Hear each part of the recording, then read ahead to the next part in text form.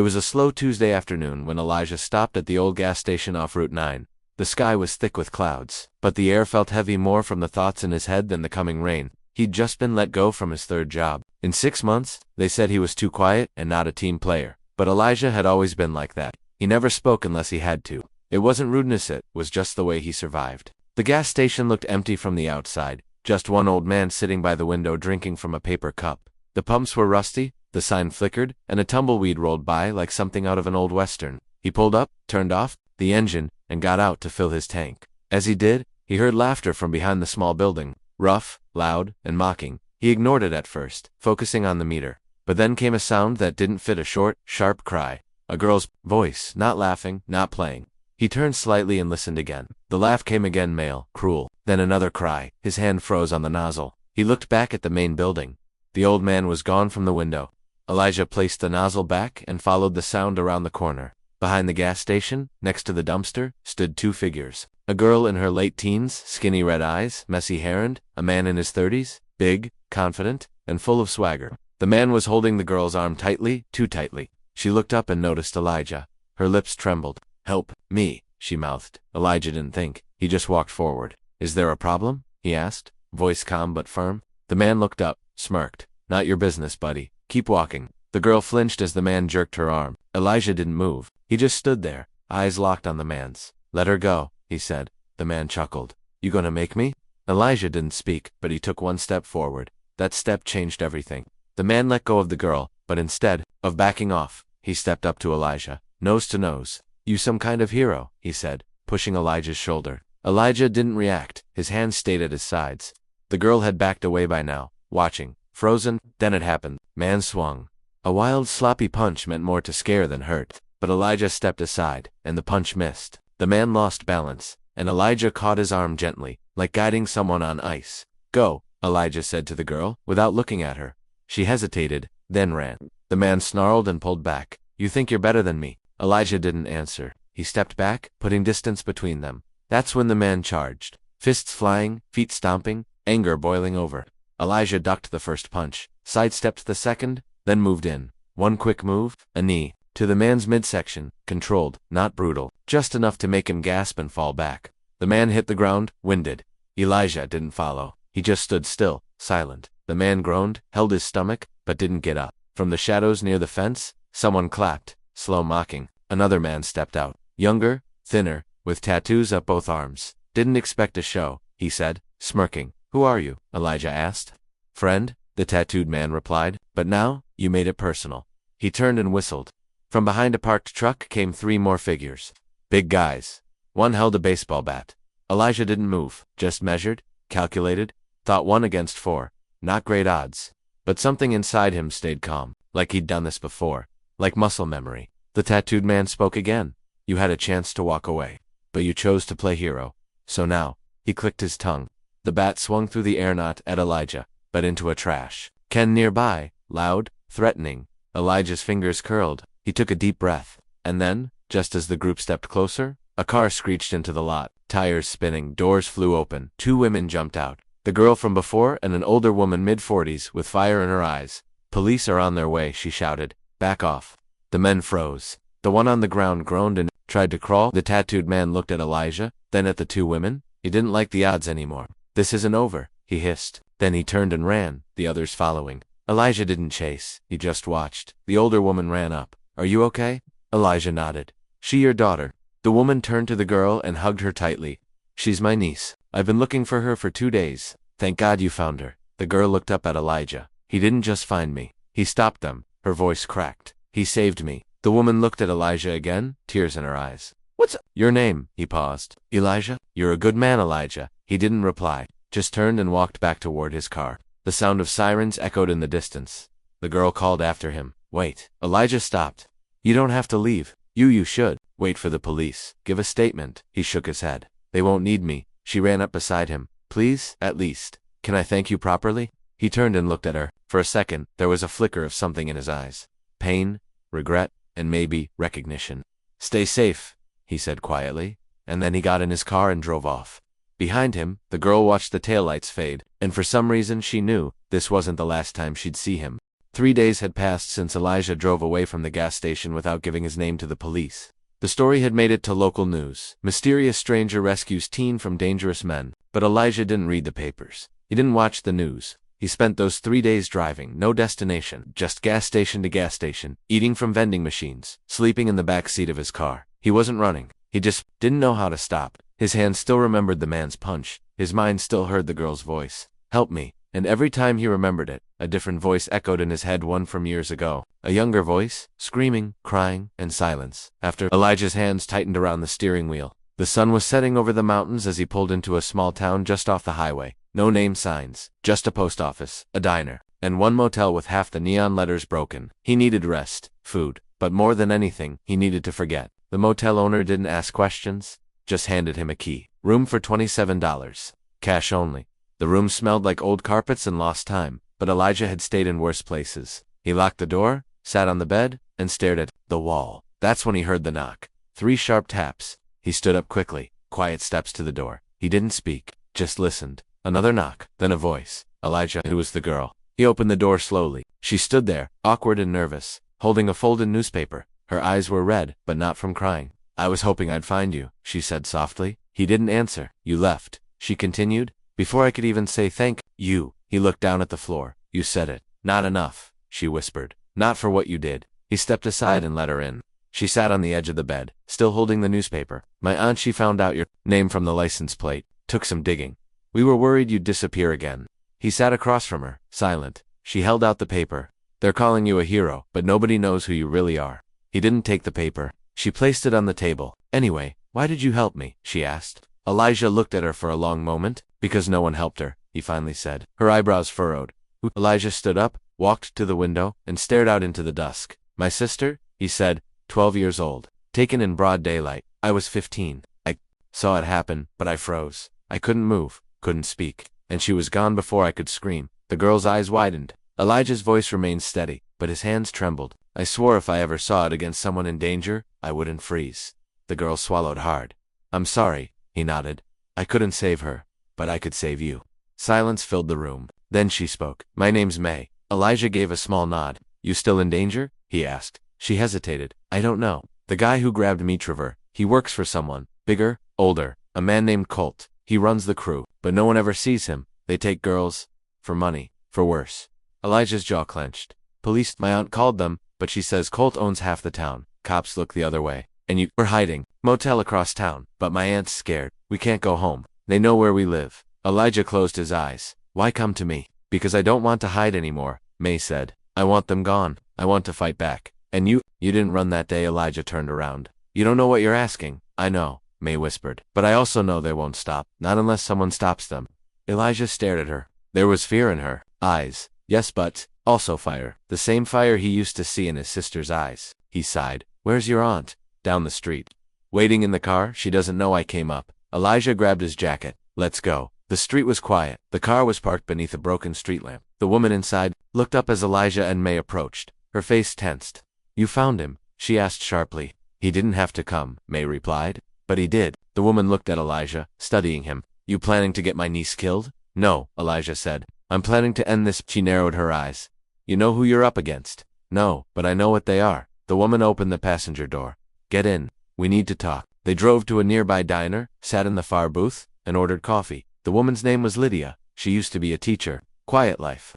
Until May came to live with her after her parents died. A month ago, May went missing. She'd been lured by someone online, promised music lessons and money. Turned out to be a lie. A trap. I got her back, Lydia said, eyes filled with pain. But we're not safe. Colt's boys are everywhere. They don't forgive. They don't forget. Elijah leaned forward. You know where they are? Lydia nodded. Old warehouse by the tracks. Guards, cameras, barbed wire. Looks abandoned. From the outside. But at night, trucks come in. Girls go in. They don't come out. Elijah sat back. I'll need time. You can't do this alone, Lydia said. I don't trust cops, but I know someone.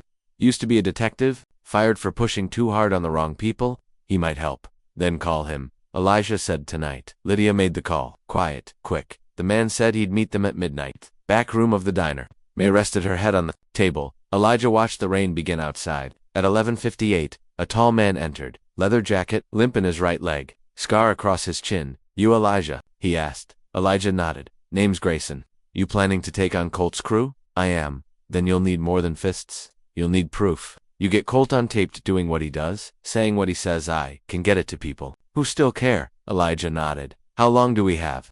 Grayson looked at his watch.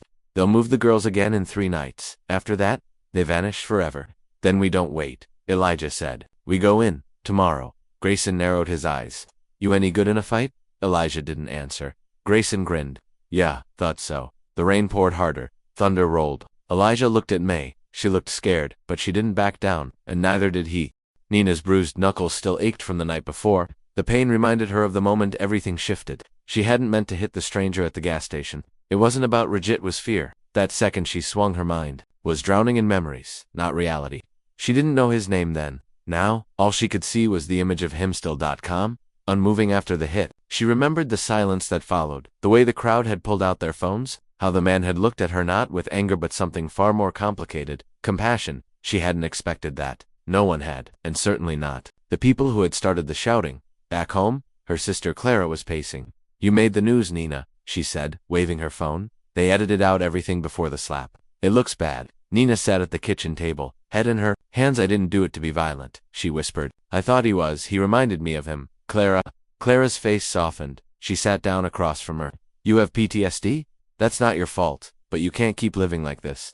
Nina had always been the strong one. In high school, she defended kids from bullies.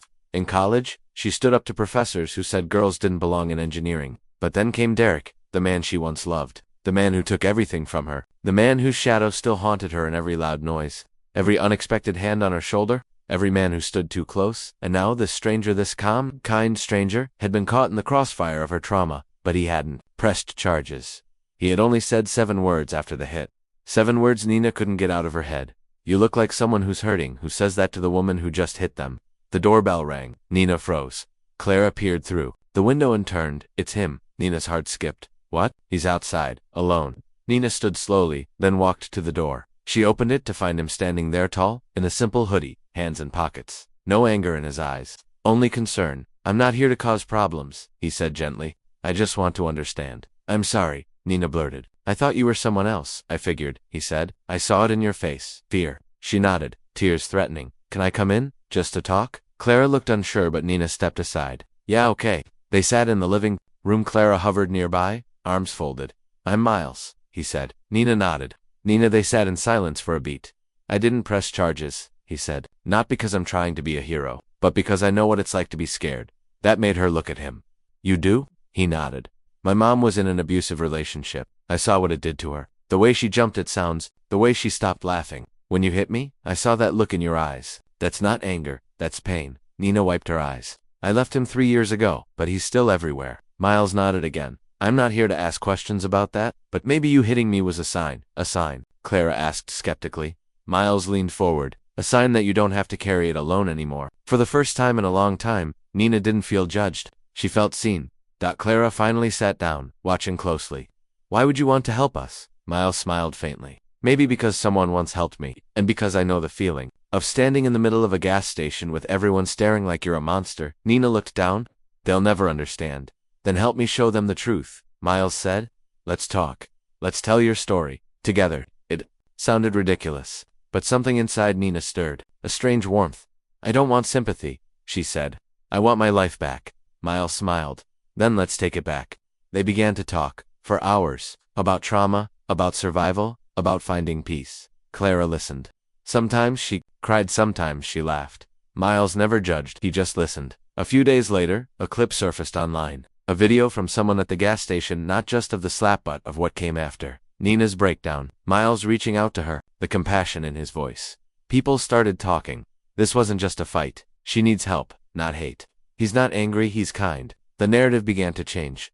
An invitation arrived, a community event at the same gas station, hosted by a local women's group. They wanted Nina and Miles to speak about the reality behind that viral moment. Nina was terrified. They'll hate me, she said. They might, Miles replied, but they might also see you. Clara nodded. And maybe you'll help someone else leave there, Derek. Nina took a deep breath. Okay. The night of the event came. The gas station was packed. Lights, microphones, even cameras. Nina stepped up.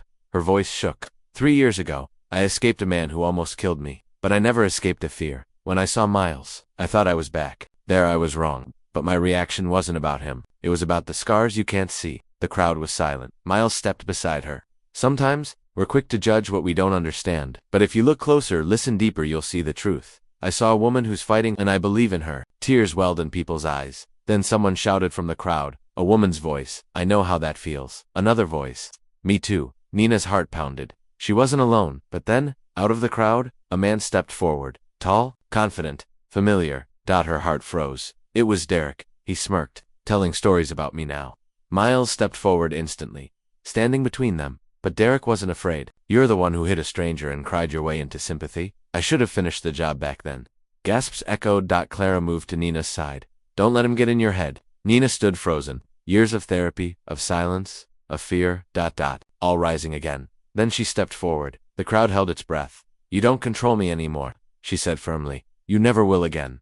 Derek laughed. We'll see about that. He walked off, but not before whispering something into Miles's ear. Something that made Miles stiffen. Later, when everyone left, Miles sat alone. Nina approached. What did he say? Miles looked at her with hesitation. Then he said, this isn't over, and he meant it. Nina stared into the night, the darkness pressing in. She wasn't just facing a memory now. Derek was back, and he was planning something.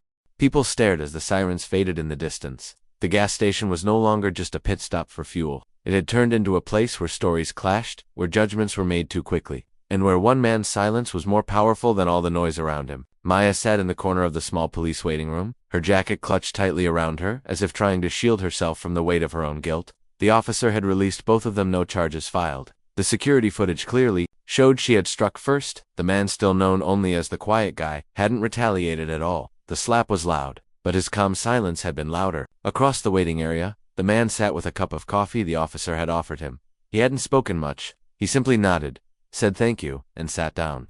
His shirt was torn at the shoulder. His face still bore the red imprint of Maya's slap, but his eyes were still kind. He hadn't once looked at her with hate, not even once. Maya couldn't stop herself anymore. She stood and walked toward him, heart pounding, afraid he might walk away or refuse to hear her. I'm sorry, she whispered. He looked up slowly, his hands wrapped around the warm paper cup.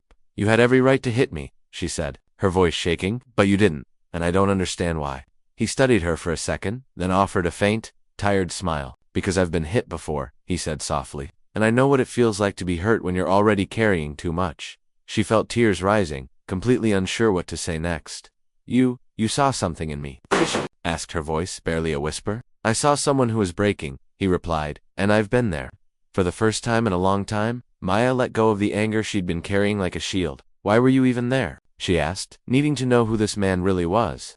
I was driving across the state, heading back to see my sister, he said. First stop in a long time. What's your name? Jordan. Maya stared at him. Even his name felt calm. I'm Maya. He nodded gently. I know. They said your name when they were checking your ID. A silence fell between them, but it wasn't awkward. Dead was heavy. It carried all the questions neither of them knew how to ask. The officer returned and said they were free to go. Jordan stood, ready to walk away.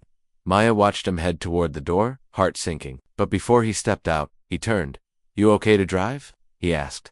She hesitated. No, not really. He paused. There's a diner down the road. I was going to stop there. Get something to eat. She blinked. Was he inviting her? You don't have to come, he added, sensing her hesitation, but I'll be there for an hour or so, and then he left. Just like that. No pressure, no guilt. Just a door left open. Maya sat back down, trying to process everything. For years, she had protected herself with sharp words and raised fists, but this man, this complete stranger, had disarmed her with kindness. Her mind wandered back to earlier that day, to the phone call that had cracked her open. Her mother, the voicemail. Don't bother coming to the funeral, it had said. You already missed everything important. She had dropped the phone, her breath catching. Her older brother, gone, and her mother blaming her for not being there. That was the pain she had carried into the gas station. That was the storm Jordan had walked into. She checked her phone again. No new messages, just the old one playing over and over in her mind. You already missed everything important. Maybe not everything, she thought. Maybe there's still something left. She grabbed her keys, stepped out into the cold night, and drove toward the diner. The neon sign buzzed in the darkness, casting a warm glow across the empty parking lot. Jordan was sitting in a booth near the window, sipping from a mug. When she walked in, he looked up but didn't act surprised, like he knew she'd come. She slid into the booth across from him, heart still racing. You order already? Just coffee, waiting to see if I had company. They didn't talk much at first. The waitress came, took their orders, and left. You always like this? Maya finally asked. Like what? Patient.com/forgiving. He smiled. I wasn't always. I used to be angry too. Then, I learned anger only wins if I let it. What changed you? He hesitated. A mistake I made, he said finally. One I couldn't undo. She wanted to ask more, but his face told her not now. Maybe not ever. Why didn't you tell the cops to press charges? She asked. Because I don't think jail helps people like you, people like me, people in pain. Her eyes stung again. You're not mad, no? Just sad. That hit her harder than any slap. Sad. Sad that she had let herself become someone like that. The food arrived. They ate in silence for a while, but something had shifted. There was stillness inside her now, a strange sense of peace. After dinner, they walked out into the parking lot. Be safe, he said. You too. She turned toward her car, then stopped. Hey Jordan. He turned. Why did you really stop at that gas station? He gave a crooked smile. To buy gum. They both laughed. It was the first real laugh she had in days. He waved goodbye, got in his car, and drove off. She watched the taillights fade, then stood there for a long time, thinking about second chances. Maya didn't know what the future held, but tonight had changed something deep inside her.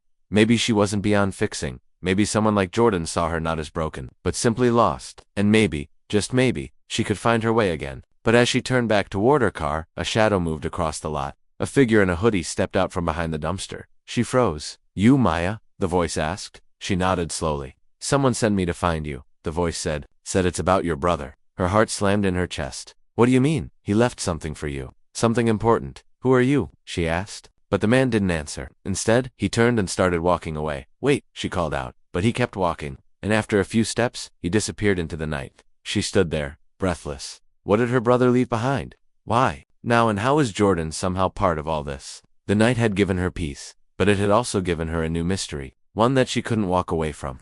Not now, not after everything.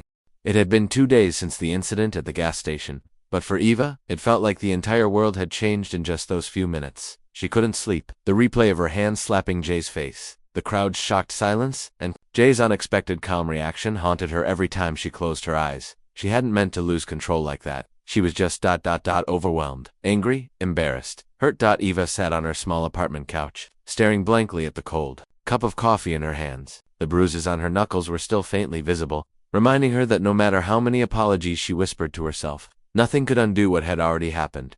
Outside, the city moved fast. Cars honked, people walked with purpose. But Eva remained still, frozen in a moment she couldn't erase. Across town, Jay sat in his uncle's garage, tightening the bolts on a broken bike. His hands moved mechanically, but his mind was miles away. He had barely spoken to anyone since that day. Not because he was angry, but because he didn't know how to explain what he felt. He wasn't angry at Eva, not really. He was disappointed, and surprised at himself at how calm he had stayed in that moment. He should have snapped back, defended himself. But instead, he stood still. Because deep down, Jay had seen something in Eva's eyes, something beyond anger, something broken, and that look had stopped him cold. Yo, Jay, his uncle called, wiping his greasy hands on a cloth. You all right, kid? Jay nodded without looking up. Yeah, just thinking. About that girl, his uncle asked, raising an eyebrow. Jay sighed. She wasn't just some girl. His uncle walked over and leaned against the table. Want to talk about it? Jay hesitated. She was just tired, I think. Like the world's been punching her too long and she finally punched back. Only, I was in the way. That doesn't mean she gets to hit you, Jay, his uncle said gently. Being hurt don't give you permission to hurt someone else. I know, Jay said quietly, but I don't think she meant it. Back at her apartment, Eva finally stood up. She had made a decision. She couldn't change what she did, but she could try to make it right. She changed her clothes, put on her jacket, and stepped out. Her hands trembled slightly as she clutched the steering wheel.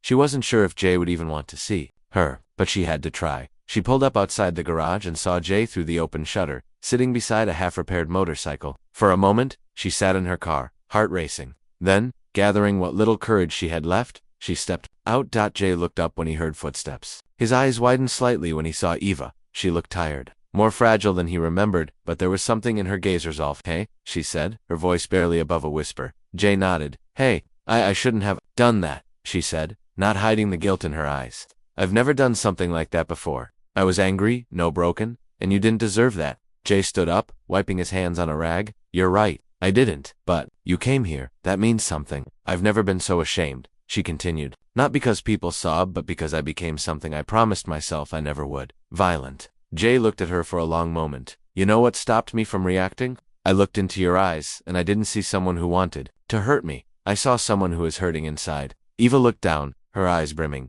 I'm sorry. For real. Jay nodded slowly. Okay, she asked. Yeah, he said. You apologized.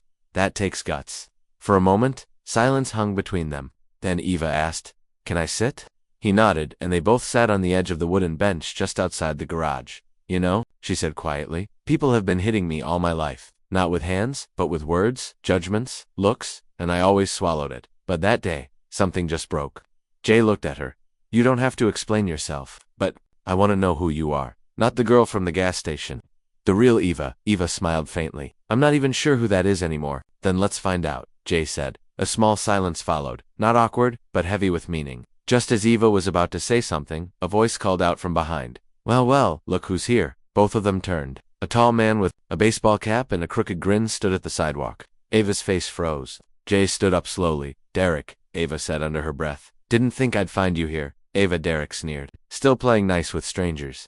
Jay stepped in front of her. Who are you? I'm the guy she owes, Derek said coldly, and I don't like being ignored. Ava's hands began to tremble again. Please, just go. Not before you pay me back, Derek said, stepping closer. Jay's voice was calm but firm. You should leave now. Derek laughed. You gonna stop me, mechanic boy? Eva closed her eyes, afraid of what was about to happen. But Jay didn't raise his fists. Instead, he reached into his back pocket and pulled out a folded piece of paper. It was the police report from the gas station where he had chosen not to press charges. I know people, Jay said. People who can trace your name. You touch her again. I swear this time I won't walk away. Derek stared at him for a moment, eyes narrowing. Then, without a word, he turned and walked off. Eva exhaled shakily. He's from my past. I owed him money once. He never let it go. Jay looked at her. You're safe now. Eva looked at Jay, eyes filled with something she hadn't felt in years. Trust. But before she could say anything, her phone buzzed. A text from an unknown number.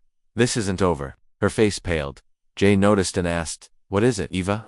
Showed him the screen. Jay read the message, then looked into her eyes. We'll deal with this together. But neither of them knew Derek wasn't just angry. He had something planned. And the next time they crossed paths, someone wouldn't walk away so isolated. People gathered slowly around the quiet corner where the gas station used to be, just another stop on the road. Now it had become something else, something bigger. People didn't know whether to be angry, inspired, confused, or scared. News had started to spread beyond the local town. Someone had uploaded a video, another had shared a photo. And somehow, what happened between a small young man named Ray and a woman with fists like iron? Layla was turning into a story that wouldn't go away. But the ones living in the middle of Layla, and the people who saw the moment were not thinking about cameras. They were thinking about survival, truth, pain, and maybe something even deeper. Ray was sitting on the bench behind the station. A deep bruise was forming on the left side of his face. His hands were scraped, not from hitting back but from holding himself up after she hit him. Layla had walked away afterward, breathing hard, saying nothing. She had disappeared into the staff room, like a storm that came and went without warning. Ray hadn't cried, not because it didn't hurt, but because he didn't want to show it. Not here, not in front of the customers, not in front of the cameras, but inside. Everything was cracking. Kid, you all right? Asked Darnell, the tall mechanic who worked next door. He was holding a small cup of ice. Ray nodded. But it was a lie. She went too far, Darnell said. I saw it. Everyone saw it. I'm fine, Ray muttered. But he wasn't. Because the punch wasn't just about a fight. It was about being silenced. It was about years of being talked down to, ignored, laughed at. He had tried to stand up for himself. And what did he get? A fist in the face. The people who had seen it began talking in whispers. Some defended Layla, some blamed her. Some weren't sure what the truth was. But the truth didn't care about opinion. Inside the gas station's back room, Layla sat on a metal chair, her head in her hands. Her hands were shaking, not from fear but from what she had done. I shouldn't have hit him, she whispered. She had grown up fighting. Her brothers taught her early, don't let anyone walk over you. But this, this was different. This wasn't about defense. This was about rage. And it had exploded in the worst way. What did I do? She whispered. Again, her phone buzzed. A message from her little sister. Why is everyone talking about you hitting a boy? What happened? Layla didn't answer. She couldn't. What could she even say? Back outside, Ray stood up slowly. The crowd had mostly gone. He walked quietly around the back where the dumpsters were. No one was there. He sat again. The world was too loud today. Then he heard a soft voice behind him. I didn't mean to go that far. It was Layla. Ray didn't move. He didn't look at her. He just sat still. Layla slowly walked toward him, then sat down on the edge of a small crate. Near him, I'm not going to make excuses, she said. What I did, it was wrong. Ray's jaw tightened. You embarrassed me, he said softly. in front of everyone. And I wasn't even yelling at you. I was just ... I was just telling the truth. Layla looked down, her hands curled into fists again, but this time not to hit, just to hold something. Hold herself together. I know, she whispered. You were right. Ray looked over finally, eye to eye, no shouting, no fists. I've worked here for months, he said. You've never once said good job. You bark orders, never ask how people are doing. You don't even say hello when you walk in. Layla winced. I'm not a bad person, she said, but I've become someone I don't like, and you reminded me of that. That's not my fault, Ray snapped. I didn't ask to be your mirror.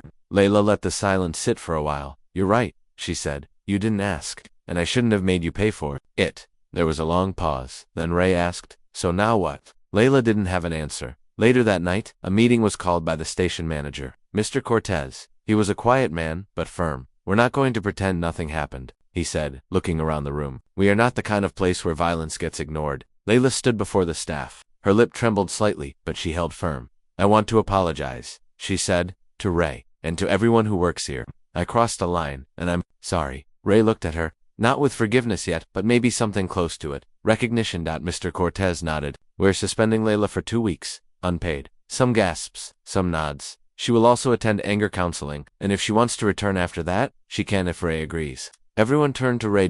This was the moment he could destroy her, or he could do something harder. Forgive. Ray looked around. Then he looked back at Layla. I don't know yet, he said honestly. I'm not ready. And that was fair. That night, Ray sat in his small room. He looked at his phone. The video had hit 2 million views.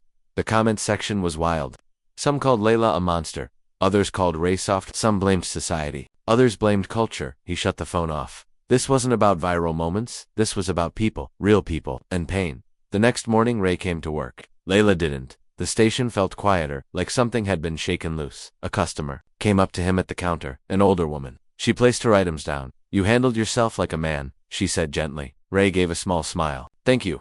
She nodded and walked out. But behind her, another man came in. A tall figure, sunglasses, quiet. He watched Ray closely. You the kid from the video? The man asked. Ray paused. Yeah, the man handed him a card. I train people, fighters, the real kind. Not street, not brawling. Discipline. You've got something. Come see me if you want. Ray looked at the card. It said, Xander Showcoach Mind Before Muscle. And with that, the man left. Ray stared at the card. A new door had opened. A chance. But with that chance came questions. Could he face what hurt him? Could he rise? The camera of life had stopped rolling, but his real journey had just started. And somewhere across town, Layla sat in her apartment, alone, silent, watching the same video, and her phone buzzed again. One new message from unknown number. Subject, you're not who they think you are, and I can prove it. Layla froze. The past had come back, and it was not done with her yet. People at the gas station didn't talk about anything else for days. The video of the moment where the woman slapped the boy had gone viral, but what people remembered even more was what he did next. That single moment became a symbol for many. Control, of mystery, of strength. But behind the screen, behind the viral shares and comments, something more dangerous was building. And in part 7, that danger got closer than anyone had expected. After the showdown, Ava avoided the station for a while. She didn't want to talk about what had happened. People came by her place, some just to ask questions, others to mock her. She felt humiliated, but she also felt confused. That boy, didn't he hit back? Why did he just look at her like that? Those eyes haunted her. Ava wasn't used to being ignored. Her anger usually got her what she wanted, but this time, it didn't work. It made her feel small, so she stayed home. She barely left her room. She didn't even talk to her older brother Rick, but Rick was watching. He had seen the video, and Rick was not the kind of man to let things go. Rick had always protected his little sister. She was tough, sure, but he was tougher. And in his world, someone humiliating his sister Evan silently was the same as a threat. So Rick started asking questions. He went down to the gas station, acting calm, like he just wanted to know who the kid was. He asked the cashier, the pump boy, even an old man who just happened to be watching. And slowly, a name came up. Jaden, no last name, no address, just the name. Rick didn't like that. Who was this kid, showing up out of nowhere, winning sympathy from people like some sort of hero? He dug deeper. He went to the school nearby, pretended to be someone's uncle, just looking for a friend. And finally, someone said Jaden wasn't from there. He had only been in town a few months. Lived with an old man in a small house near the hills. People said he didn't talk much, that he always wore the same hoodie, that he didn't have any family nearby. Rick now had a target. One evening, Rick sat with Ava in the kitchen. She looked pale, eyes sunken, quiet. He placed his hand on the table. You want this fixed? She looked at him, confused. What? He said. You want me to take care of him? She blinked. Her voice was dry. I don't care. But Rick saw something else in her eyes. Not carelessness, but shame. And somewhere deep, maybe fear. He stood up, grabbed his jacket. I'll be back. That same night, Jaden was sitting outside on the porch with the old man, Mr. Leo. The stars above were clear. A soft breeze rustled the leaves. Mr. Leo looked at Jaden. Something's coming, he said quietly. Jaden nodded. I know. You felt it too. Jaden didn't answer. He looked out toward the road, where two headlights had just turned in. A black car, driving slow. Jaden stood. Stay inside, he said to Mr. Leo. No foolishness, the old man warned. I won't start anything, Jaden replied. The car stopped just outside the fence. The door opened. Rick stepped out. He was taller than Jaden, bulkier, rough. He didn't say a word, just walked up to the gate. Jaden opened it before he could knock. You're Jaden, Rick said. Jaden nodded. Rick's eyes narrowed. You think you're a hero? Jaden didn't answer. You think making my sister look like a joke makes you a man? I didn't do anything, Jaden replied, his voice calm. Exactly, Rick said, stepping closer. You did nothing. That's the problem. Jaden didn't move. I'm not here to fight, he said, but I will defend myself. Rick smirked. You got guts, kid, but you don't know me. I don't care about guts, I care about respect. Jaden stood silent. Rick took a swing, but Jaden moved. Swift, controlled, just a sidestep. Rick stumbled. You fast, he muttered. Lucky. He swung again. This time Jaden didn't move. He blocked it, not violently. Just enough to stop it. He looked into Rick's eyes. This won't solve anything, Jaden said. Rick growled. It'll make me feel better. Suddenly, Mr. Leo's voice rang out from the porch. Enough. Rick turned. Stay out of this, old man. You came here to fight a boy who didn't hit back when your sister attacked him, Leo said. And now you think that makes you strong? Rick paused. Jaden stepped back. I'm not your enemy, he said. Rick clenched his fists. You made her look weak. She did that herself. The words were quiet, but they hit hard. Rick turned and walked back to his car. He didn't say a word, just drove off. Mr. Leo looked at Jaden. You handled that well. Jaden sat down slowly. But it's not over, is it? Leo shook his head. No, the real storm's still coming. The next day, at school, people whispered again. But not about the slap, about the visit. Someone had seen Rick drive up the hill. Word spread, and this time, sympathy shifted. Toward Jaden, a boy alone, who didn't hit back, who didn't fight, and yet, always stood his ground. Ava heard the whispers too, when for the first time, she didn't feel powerful. She felt exposed and guilty. She sat in her room that night, scrolling through the comments under the video. Why didn't he hit her back? That boy's got something in his eyes. I want to know more about him. Then she saw one comment that shook her. He's not scared, he's planning something. What? She put her phone down. Her heart beat faster. Did she believe that? Was Jaden dangerous? Or was he just different? The next day she decided to see for herself. She walked up the same road, past the fence, toward the small house. She didn't expect what happened next. Because just as she reached the gate, someone else arrived. A black van. Government plates. Men stepped out in uniforms. Jaden stepped out of the house. Eyes sharp. Mr. Leo froze. Ava hid behind a tree. One of the men pointed at Jaden. It's time. We need to talk. Jaden didn't move, but Ava saw it. His hands. They were shaking, and for the first time she wondered who was this boy. Really? It had been days since the incident at the gas station went viral, but for Ella, it wasn't over. Not in her heart. Not in her head. Every night she would lie in bed and replay the moment she struck him, the quiet stranger who did nothing to deserve it. And then what he did next, how he walked away with such control, how he forgave her without a word. It haunted her more than if he had hit her back. Guilt was heavier than any bruise. She avoided social media, but it found her. Anyway, her classmates whispered behind her back. Her phone buzzed with unknown messages. Some cursed her out. Others made memes. But one message was different. I saw what you did. I know why you did it. You're not evil. You're hurt. Come talk. There was no name, no number, just those words. At first she ignored it, but it stayed with her, quietly tugging at her thoughts. By the third night she replied with one word. Who? The answer came an hour later. You'd already met him. Her heart stopped. Could it be? Him? She rushed to her computer and searched everything about the man from the gas station. His name had finally surfaced in a small news interview. His name was Micah. Just Micah. No last name. He had refused to press charges. Said it wasn't worth ruining someone's life. Ella stared at the screen. Why was he protecting her? Suddenly another message appeared on her phone. Library. Tuesday, 4 p.m. She almost deleted it, but curiosity. Tuesday came. Ella stood at the entrance of the Old Town Library, hands shaking, heart pounding. She didn't know what to expect: judgment, anger, silence. But she needed to face him, even if it crushed her. She walked inside and looked around. The library was mostly empty except for a figure sitting by the window, looking out, a backpack beside him. It was him, Micah. She took a deep breath and approached. Hi, she whispered. Micah turned slowly. His eyes met hers, not angry, not cold, just calm. You came. I didn't know if I should, she said, voice cracking. But you did, he replied. Sit. She sat, unsure where to begin. I'm sorry, she said, tears already forming. I was angry. I didn't even know you. And I hit you, and you didn't even. I don't understand. Why didn't you hit me back? He smiled softly. Because pain doesn't fix pain. She looked at him, confused. What does that mean? He leaned back. When I was 13, I hit someone. Just once. I thought it would make me feel better. It didn't. It just made me scared of myself. So I promised I'd never let my anger control me again. Ella stared at him. But you didn't even know me.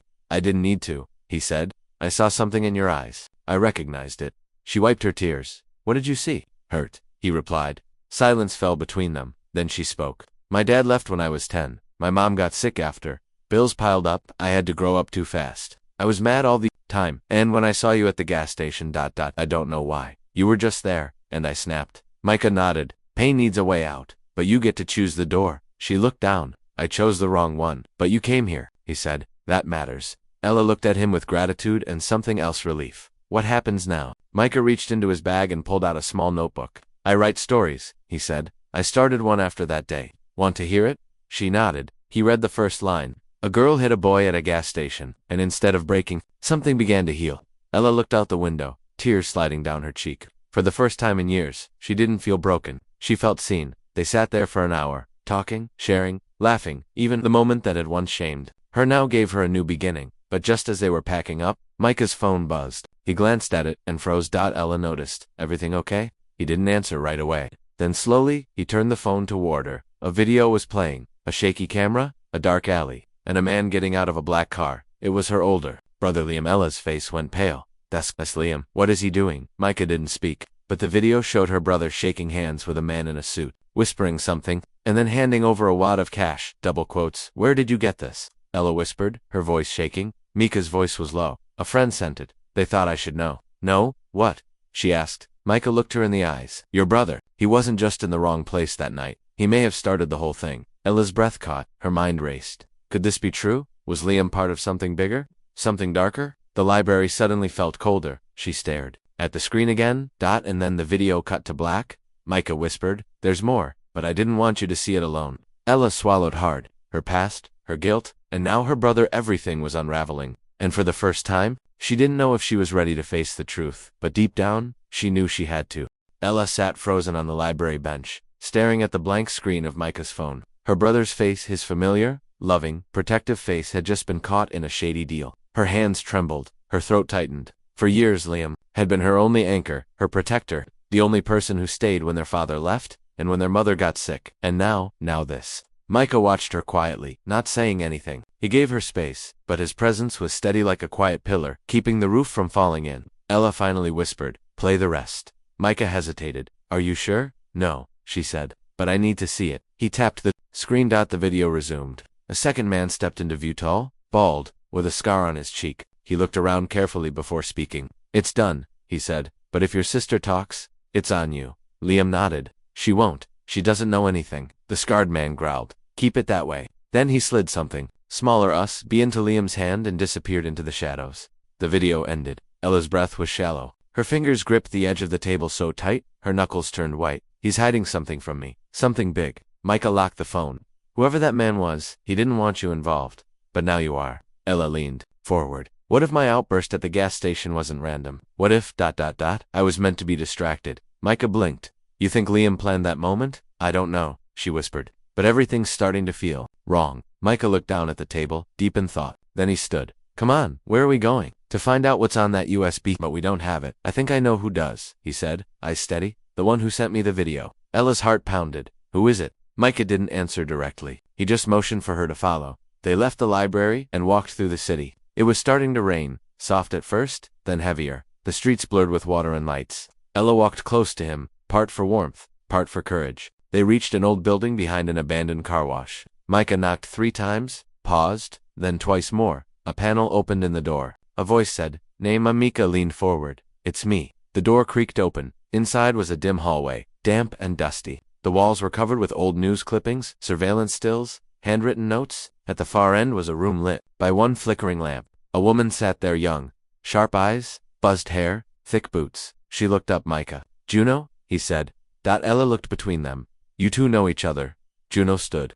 Micah and I worked together at a youth shelter. Then he found out I do more than pass out soup. She's an investigative freelancer now, Micah explained. And she's the one who got that footage. Juno crossed her arms. Did she see it? Micah nodded. All of it. Juno turned to Ella. Then you should know your brother's involved with a man named Rafe Montelli, smuggler, briber, political fixer. He runs a ring that launders money using people like your brother to look clean. Ella felt dizzy. But Liam isn't a criminal. Maybe not, Juno said. But he's in deep. And that it's the key. It doesn't just hold names and numbers. It has proof, bank transfers, private messages, voice memos, enough to bring the whole network down. Micah asked, do you have it? Juno shook her head. Not yet. But I traced Liam's location from the night he got it. He went to a lock on 14th and Marin. That's where it might be. Ella stood. Then let's go. Juno hesitated. That place isn't safe. It's watched. If you go in alone, you're either brave or stupid. I'm both, Ella said. He's my brother. Micah put a hand on her shoulder. We'll go together. They left the building just as thunder rumbled across the city. The lockup was a row of rusty storage units behind a broken chain-link fence. Juno stayed in the car with binoculars, watching the corners. Ella and Micah stepped through the rain-soaked path, each step heavier than the last. They found Unit 47. It was locked with a digital pad. Ella stared at it. Micah asked, any idea what the code might be? She hesitated. Try. Mom's birthday. He punched in the numbers.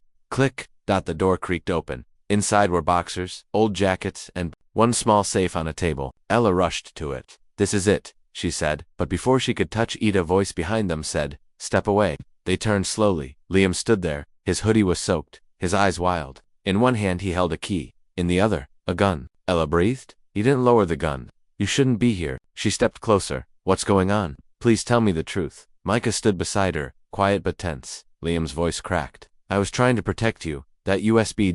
it's poison. Once they know you've seen it, they'll come after you too. Then destroy it, Micah said calmly. I can't, Liam whispered. There's more at stake than you know. Ella's eyes filled. You were all I had. Why didn't you trust me? He lowered the gun an inch. Because I didn't trust myself. In that moment, his grip trembled. Ella stepped forward and placed her hand on the gun slowly. Then, let me help you. Tears rolled down Liam's face. He handed her the gun and the key. She opened the safe. Inside, wrapped in plastic, was the USB. She picked it up. We do this together. But just then, a sound like gravel crunching outside. Micah turned sharply. Someone's coming. Juno's voice buzzed through the walkie she'd given. Micah, 2 black SUVs, unmarked, no plates. You've got 30 seconds. Liam whispered. They found us. Micah grabbed the safe. Ella grabbed her brother's hand. And they ran. It was the first time in days that the gas station felt quiet. No yelling, no crowds, no reporters. Just the soft hum of a vending machine and the distant bark of a dog. But inside, tension still clung to the walls like old smoke. Everyone was trying to move on after the viral video. Everyone except Lena. She couldn't sleep. Couldn't breathe properly without hearing the words again in her head. She hit him first. It echoed everywhere, especially in the silence of her own thoughts. Every night she lay on the floor of her small room, staring at the ceiling fan spinning slowly, wondering how one moment one slap had flipped her life upside down. Outside the gas station, Zion was back behind the counter. His bandage had been removed, and the scar beneath it had started to heal, but something deeper hadn't. He wasn't smiling like he used to. He was polite but distant, even to the regulars, even to the woman who had once tried to ruin him. Fate, as always, wasn't done yet. It started when a black SUV rolled into the gas station late one night. The windows were tinted, the engine silent. Zion looked up from his receipts, slightly alert. Lena, who had come in to return her apron ready to quit for good, paused. Mid-step when the car door opened,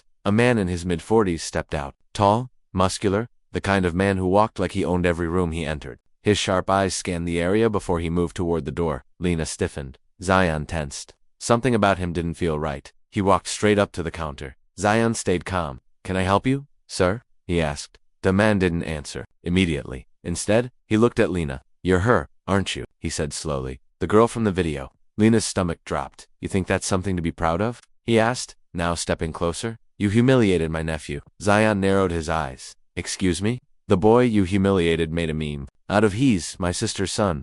And thanks to you too, he dropped out of school. Can't even leave his house. You think actions don't have consequences? Zion stood straighter. Sir, with all due respect, your nephew insulted this woman. Tried to provoke a fight. If there were consequences, they came from his own choices. The man slammed his fist on the counter. Don't give me that moral crap. You think you're a hero? You think everyone's clapping for you. This internet love won't last. People forget, but I won't. You both destroyed someone's future. Now I'll ruin yours. Zion's voice dropped. Is that a threat? The man smiled. No, it's a promise. Lena stepped forward, voice shaky but firm. He wasn't bullied. He was held accountable. There's a difference. The man laughed coldly. We'll see if you're still so brave when you're out on the street, jobless, begging to be believed. And with that, he turned and walked out. The moment the SUV drove off, Lena sat down on the floor, hands trembling. Zion, we're not safe. But Zion was already on his phone. He wasn't calling the police. He was calling someone else. 2 hours later, an old man with a long gray beard arrived. He wore a faded brown shalwar kameez, carried nothing but a notebook, and had eyes that had seen too much. Zion hugged him. Who is he? Lena asked, still nervous. He's the man who raised me, Zion replied softly. My teacher. The old man sat on the bench inside the gas station. Tell me everything, he said in a calm tone. Zion explained the threats. The boy, the video, the danger. The man listened silently, then looked at Lena. And what do you fear the most? She hesitated, not being believed again. He nodded slowly, then said, Then we must make them listen. The plan was simple but powerful. 2 days later, Zion held a community meeting outside the gas station. Chairs were set up, microphones were borrowed. The same crowd that once mocked and watched, now returned curious, confused, and hungry for more drama. But this wasn't drama. This was testimony. Zion stepped onto the makeshift stage. He didn't yell, he didn't perform. He told the truth. I'm not a hero, he began. I didn't fight back because I wanted fame. I didn't stay calm because I was strong. I stayed calm because I knew deep down, this wasn't just about me. It was about all of us. People listened. Then Lena stepped up. Her hands shook, her voice cracked, but she spoke. When I hit him, I wasn't proud. I was tired. Tired of being spoken down to, tired of being judged. I didn't want to be seen as a monster. I wanted to be seen, period. The old man came up last. He didn't speak long. All of you, he said, pointing to the crowd, shared that video. Not because you cared, but because it was exciting. Pain isn't entertainment. Trauma isn't content. If you truly want change, start by looking. In the mirror, silence. Heavy, honest silence. People began to clap. Not wild, not loud, just steady, respectful. Then someone walked forward, a teenage girl with tears in her eyes. She hugged Lena without saying a word. A few more followed. Then a woman came up to Zion and said, You gave my son courage. But as the sun began to set, a black SUV was seen again, parked at a distance. Watching, waiting. Zayan saw it, so did Lena. They looked at each other. Do we run? She asked. Zayan smiled for the first time in days. No, he said. We stand. And as the crowd turned toward the distant car, the doors slowly opened, and a familiar figure stepped out, someone neither of them expected to see ever again. He stood outside the courtroom, eyes staring straight at the heavy wooden doors. His fingers twitched, nerves biting through him like cold wind. The media trucks were lined up outside, cameras ready, mics outstretched, waiting to get a glimpse of the man everyone was now talking about, the man who hadn't hit back, the man who forgave the woman who humiliated him. Jaden didn't feel like a hero. He felt like he was standing in the middle of a storm, holding an umbrella that kept flipping inside out. His mother sat quietly beside him on the bench, hands folded in prayer. His sister Nia held a backpack tight in her lap, eyes darting at every person walking by, like she expected someone to jump out and accuse her brother again. Inside the courtroom, Sienna was about to testify. Jaden had only seen her once since the press conference. She had walked out of that gas station trembling, her brother screaming into the camera about injustice and how they would sue the police, the store, even Jaden himself. But then came the video, then came the full footage, the slap, the crowds, silence, the way Jaden stood still, jaw clenched, refusing to react. The moment that flipped the world upside down. Now everything was in court, not because Jaden wanted it, but because the city did. Charges had to be filed, the system had to run, and the judge had to decide. But Jaden's message had been clear. I don't want her punished. I want her to understand. The doors opened. A bailiff looked at him. They're ready. He nodded, heart thumping in his chest like a drum.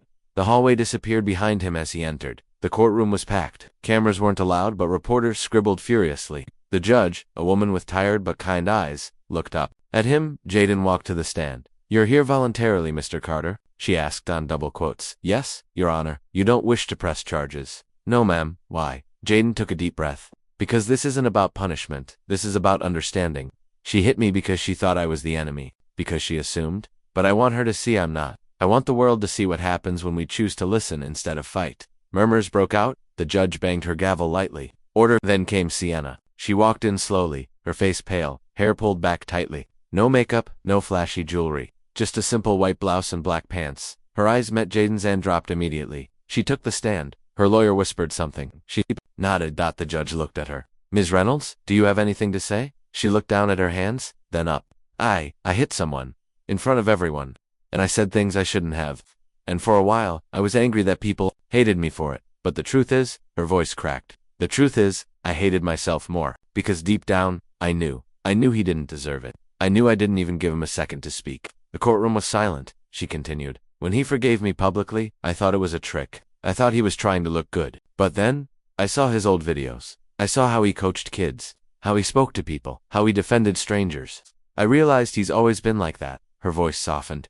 I'm sorry, Jaden. I really am. Jaden nodded. I believe you. The judge leaned forward. Mr. Carter, are you still unwilling to press charges? Yes, Your Honor. The judge sighed. This court recognizes your request, Ms. Reynolds. While criminal charges are being dismissed, I recommend community outreach programs and reconciliation sessions. We need more of what this young man has shown us today.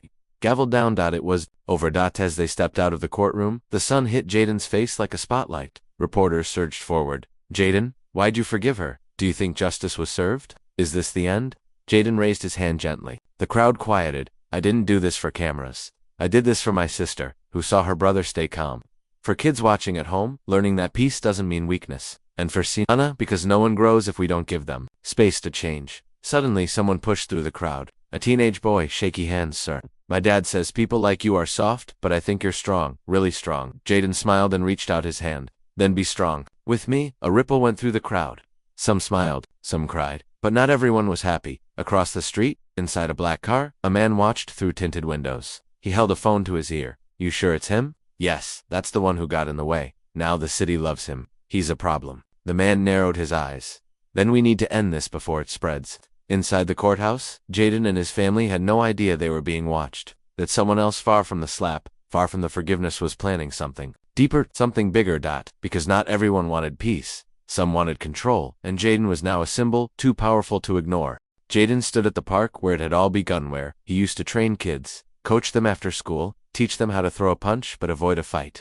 The court case was over. The media had calmed, and Sienna had even joined one of the reconciliation programs. But something in Jaden's chest didn't feel settled. He'd forgiven, the world had applauded, but a part of him stayed alert, like the calm before a second storm. His sister Nia was playing with two younger girls near the fountain. Their laughter echoed across the field. Jaden smiled faintly. He thought of how far they had come. From a gas station slapped to courtrooms and national television, from humiliation to respect. Then a black car parked across the street. It didn't belong to any parent he knew. The windows were too tinted, the engine too quiet. Jaden's instincts, honed from years of protecting his neighborhood, kicked in. He watched as a man stepped out, well-dressed, sharp suit, eyes hidden behind sunglasses. He didn't look like a reporter, or a lawyer, or a local. Jaden's body stiffened. The man walked across the grass, calm and confident. You Jaden Carter, the man asked, voice low.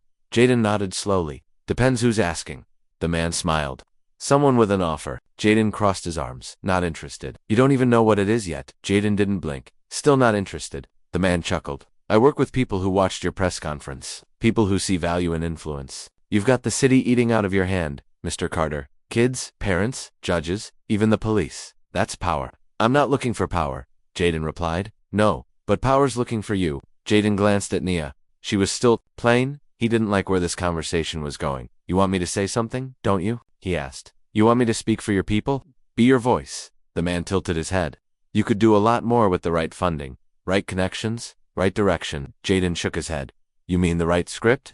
You say the word, and in 48 hours you're on every national stage. But it comes with guidance, supervision, control, Jaden corrected. You want to turn me into your puppet? The man didn't answer. Jaden took a step forward. You think I stood still in front of that slap to get famous? I did it because I knew if I hit back, every young boy who looked like me would be blamed. I didn't stay calm for did it for peace. The man's voice turned sharp. There's a limit to peace. You'll learn that. Jaden narrowed his eyes. And there's a limit to fear. I'm not afraid of you. The man leaned in. You should be, because next time, there won't be a warning. He turned and walked away. Jaden stood still for a long moment. That night, Jaden couldn't sleep. He sat on the couch, flipping through old photos. His dad, who passed away when he was 12. His mom, holding 2 jobs just to survive. Him in his first coaching hoodie. The neighborhood basketball team posing proudly after their first win. He thought of every time someone said he wouldn't make it.